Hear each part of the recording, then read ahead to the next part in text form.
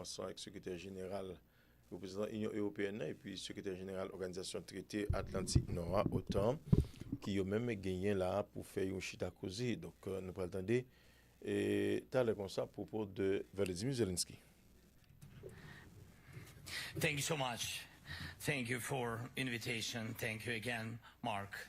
Thank you, Ursula, Minister, and all the participants, and thanks to Netherlands for hosting us. Thank you so much. So, dear friends, thank you all of your attention to Ukraine and to our joint defense capabilities. The key word here is, I think, is joint. We all understand that the source of this war and the long-term threat to the European way of life is Russia. But in reality, we are not just facing Russia alone. We are facing a network of state and non-state actors that are serving the cause of aggression. This network includes Russia, North Korea, the current regime in Iran, Chinese companies, and many schemes across the world that help produce weapons and carry out operations against our country, our people, and our Europe. Only together can we counter this.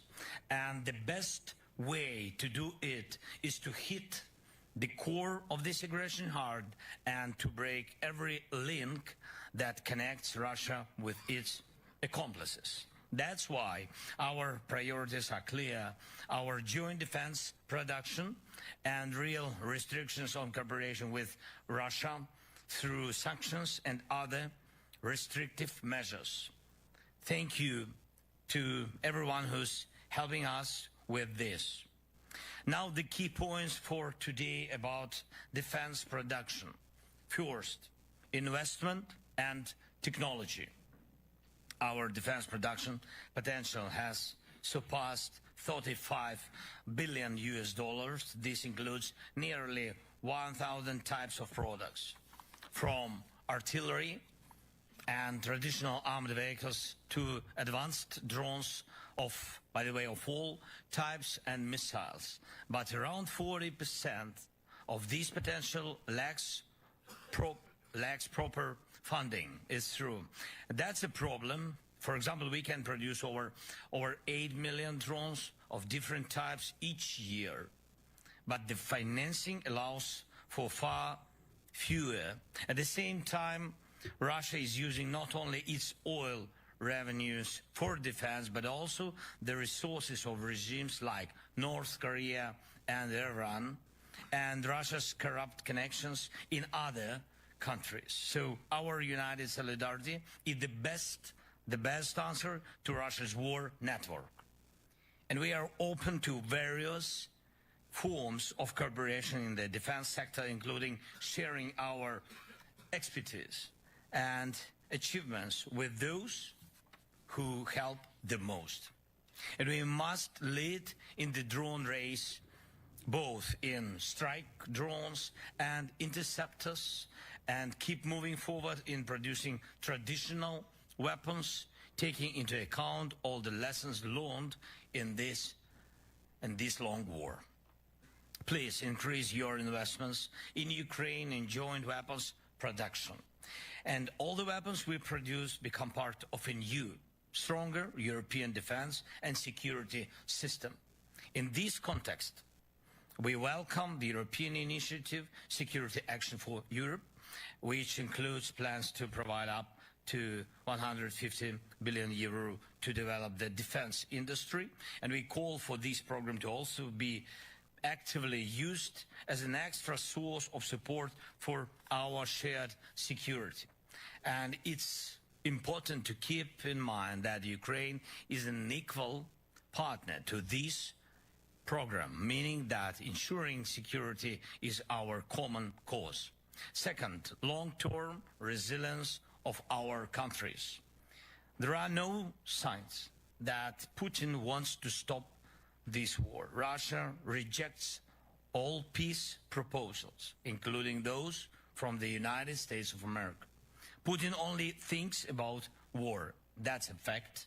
Maybe he connects his own political survival with his ability to keep killing. So long as he kills, he lives. And our intelligence confirmed this. Russia is even planning new military operations on NATO territory, meaning your countries, and this war is now on in Ukraine, and it's to get prepared, well, to be ready.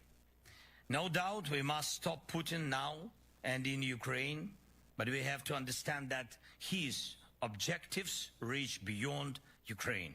European countries need to increase defense spending. We believe that 5% of GDP is the right level.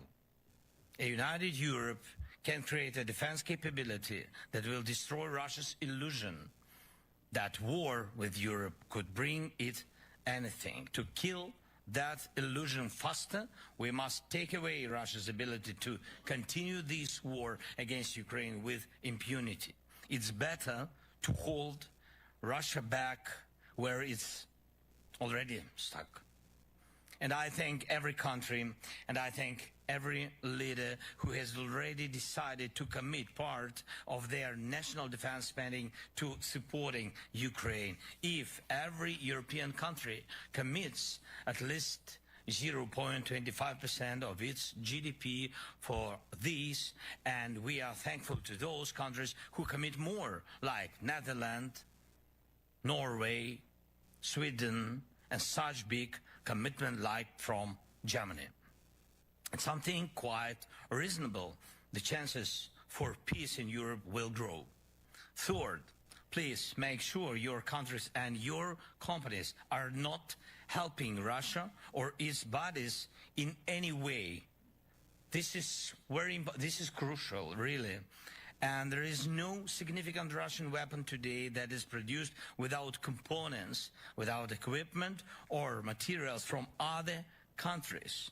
Sadly, including some from Europe and NATO. Yes, of course. And this must stop. Such components can be found in every Russian missile, in most of their drones, and in military vehicles. And it's not just China. Also, Taiwan, and some of these parts come from the European countries and from the United States, and every single component or machine tool delivered to Russia's defense sector helps prolong the war and is a crime against peace. Every scheme that helps them build Shahed drones or any other tools of killing is not just aiding a war against us, it's a threat to you and to the way of life that millions in our countries value deeply. Please, let's make sure that our defense potential and the potential of our partners works for our peace, not for Russia's madness. Thank you. Slava Ukraini.